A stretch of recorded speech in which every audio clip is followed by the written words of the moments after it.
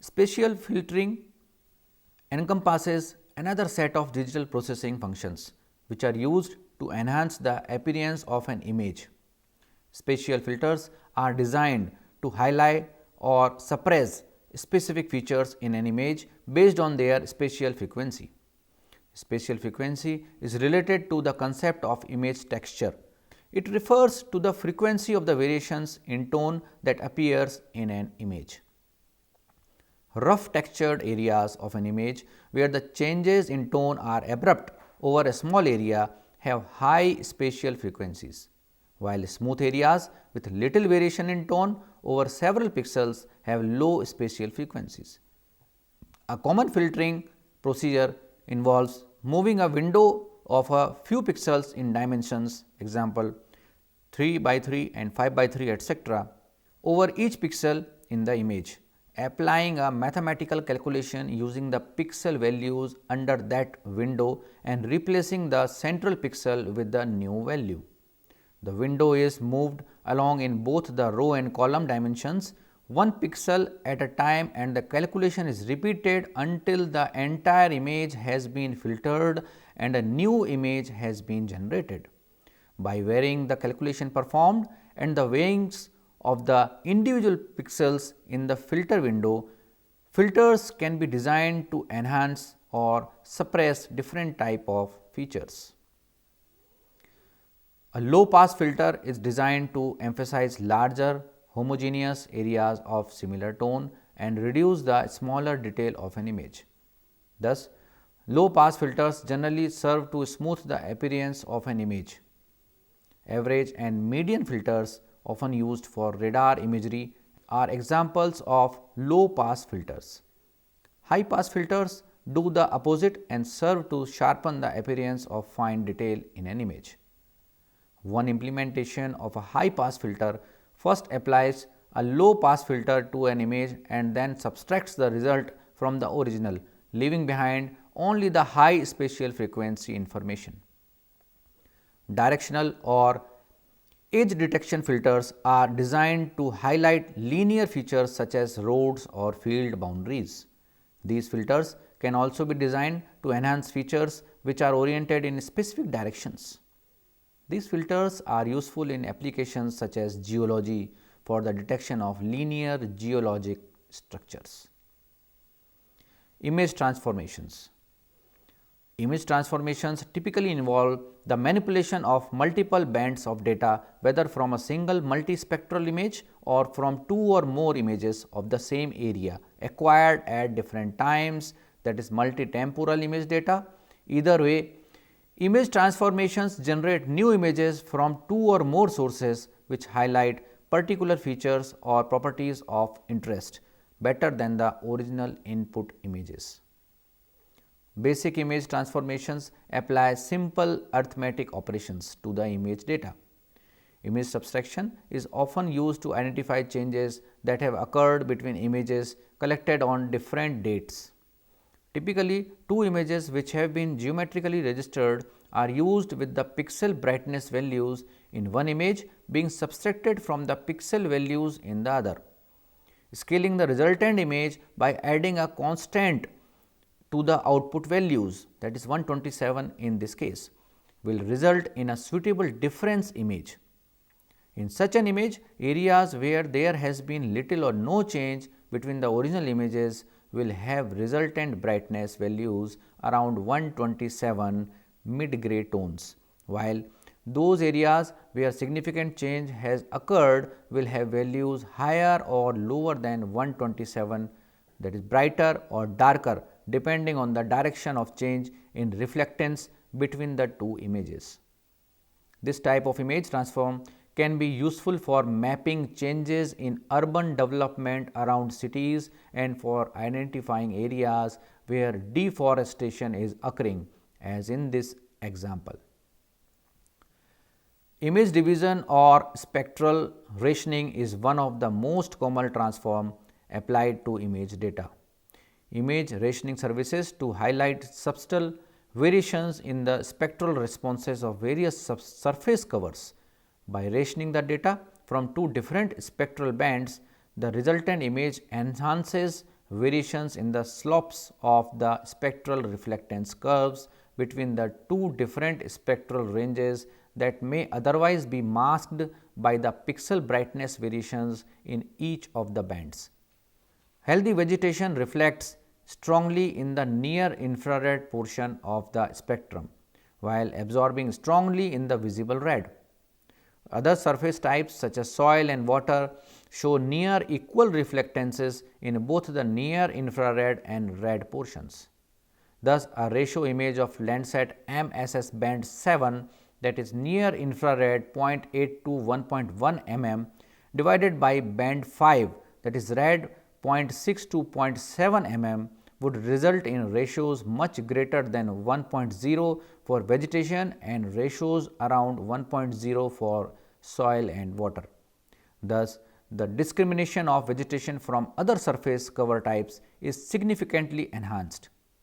Also, we may be better able to identify areas of unhealthy or stressed vegetation, which show low near infrared reflectance, as the ratios would be lower than for healthy green vegetation.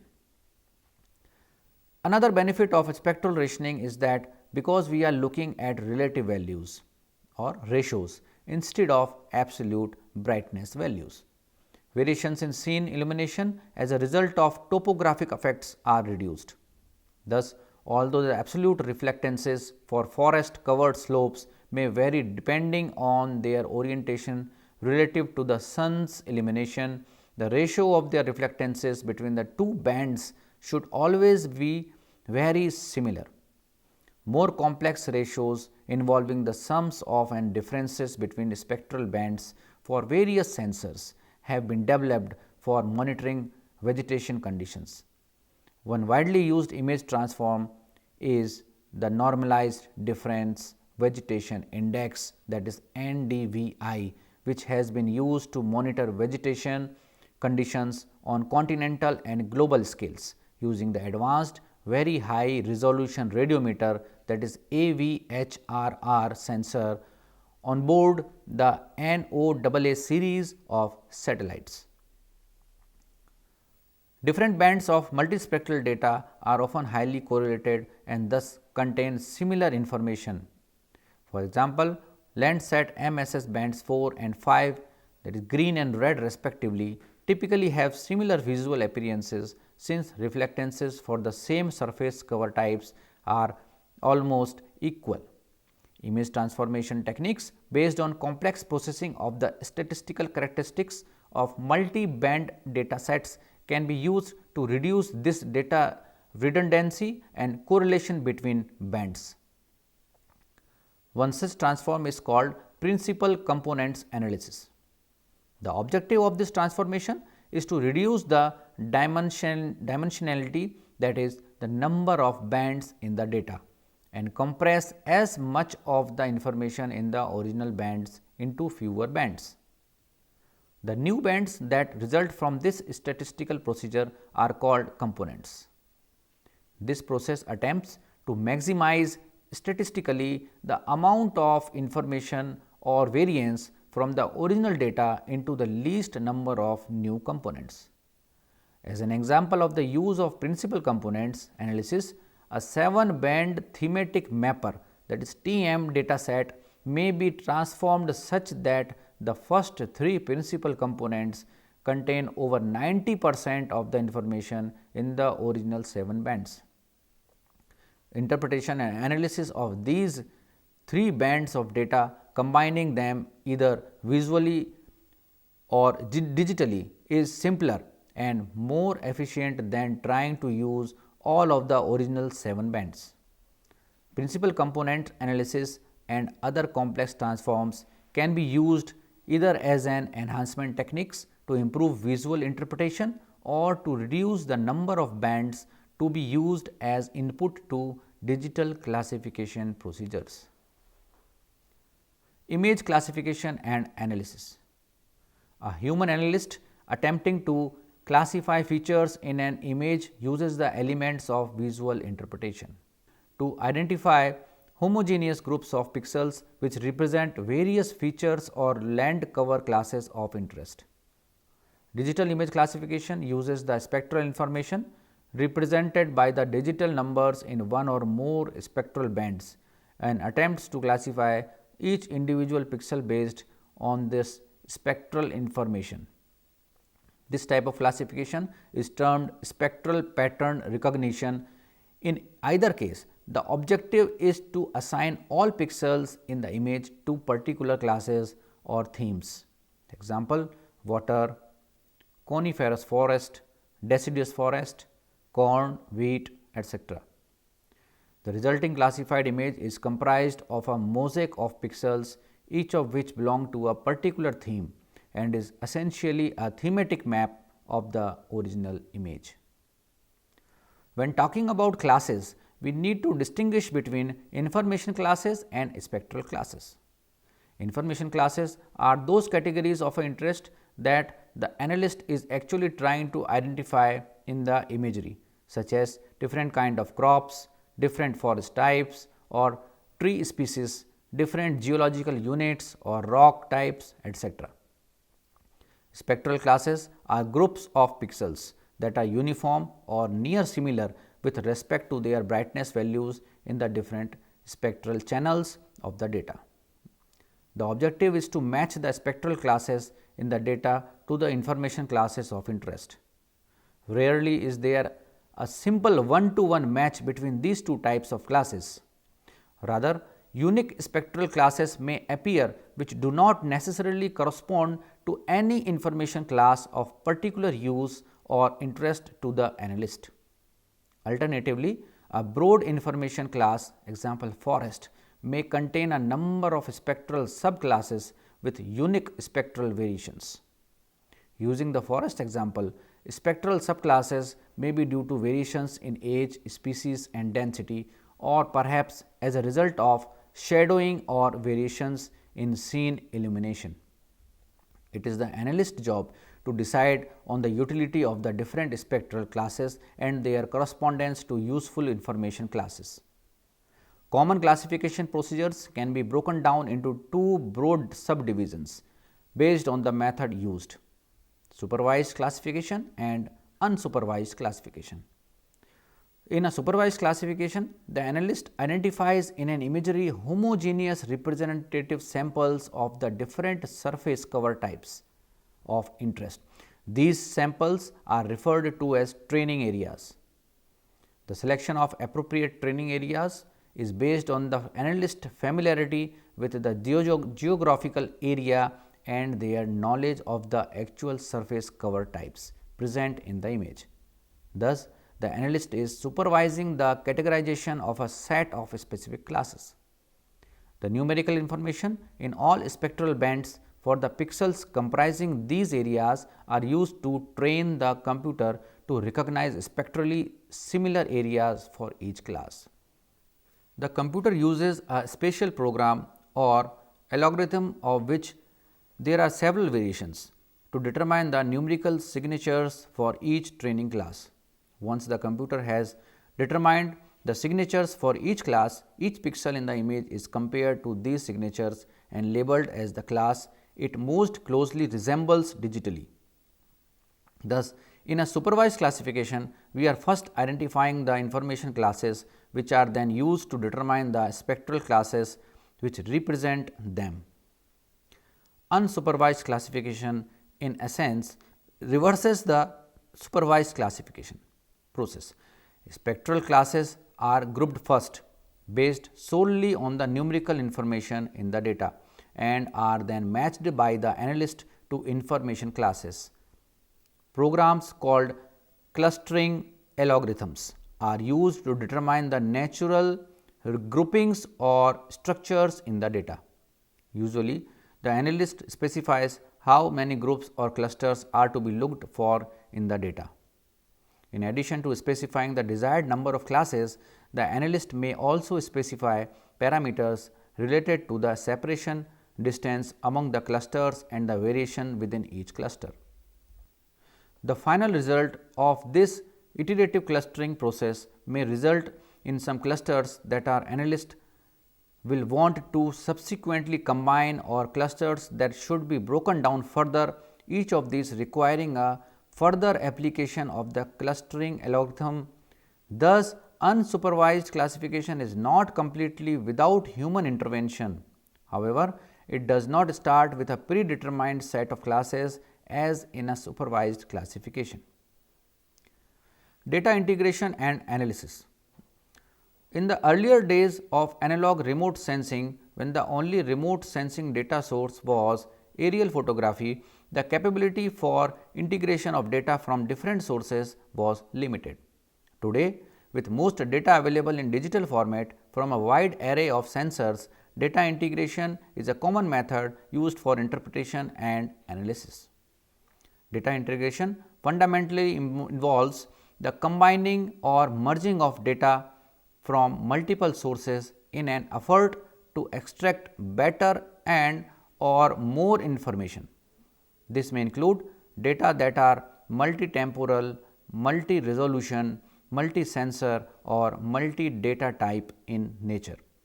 Multi-temporal change detection can be achieved through simple methods such as these or by other more complex approaches such as multiple classification comparisons or classifications using integrated multi-temporal data sets. Multi-resolution data merging is useful for a variety of applications. The merging of data of a higher spatial resolution with the data of lower resolution can significantly sharpen the spatial detail in an image and enhance the discrimination of features. Spot data are well suited to this approach as the 10-meter panchromatic data can be easily merged with the 20-meter multispectral data. Additionally, the multispectral data serve to retain good spectral resolution while the panchromatic data provide the improved spatial resolution. Data from different sensors may also be merged, bringing in the concept of multi-sensor data fusion. An excellent example of this technique is the combination of multispectral optical data with radar imagery. These two diverse spectral representations of the surface can provide complementary information.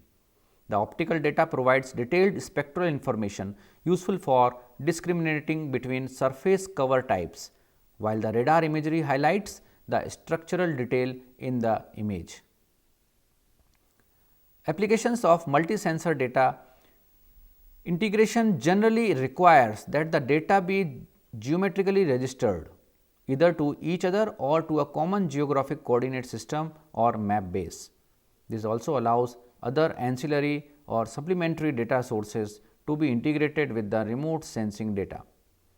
For example, elevation data in digital form called digital elevation or digital terrain models, that is DEMs or DTMs, may be combined with remote sensing data for a variety of purposes. DEM and DTMs may be useful in image classification as effects due to terrain and slope variability can be corrected, potentially increasing the accuracy of the resultant classification. DEM and DTMs are also useful for generating three-dimensional perspective views by draping remote sensing imagery over the elevation data, enhancing visualization of the area imaged. Combining data of different types and from different sources such as we have described above is the pinnacle of data integration and analysis. In a digital environment where all the data sources are geometrically registered to a common geographic base, the potential for information extraction is extremely wide. This is the concept for analysis within a digital geographical information system, that is GIS database. Any data source which can be referenced spatially can be used in this type of environment. A DEM or DTM is just one example of this kind of data. Other examples could include digital maps of soil type, land cover classes, forest species, road networks and many others, depending on the application. The results from a classification of a remote sensing data set in map format could also be used in a GIS as another data source to update existing map data. In essence, By analyzing diverse data sets together, it is possible to extract better and more accurate information in a synergistic manner than by using a single data source alone. There are a myriad of potential applications and analysis possible for many applications. Thank you very much and have a nice day ahead.